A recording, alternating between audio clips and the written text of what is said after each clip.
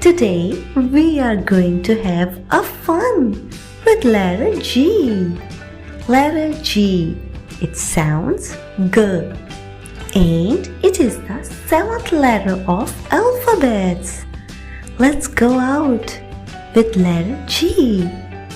See, there is a goat, a glass, and a gate. We are going to have a fun. We are going to sing a poem. Let's sing with me. Jiggle goat, jiggle glass, open the gate, let me pass. Jiggle goat, jiggle glass, open the gate, let me pass. Sing with me again.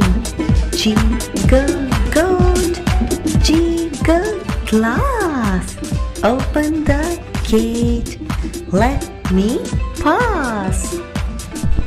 Did you notice the sound of goat, glass and gate is G? Dear children, keep singing this poem with your friends and teacher.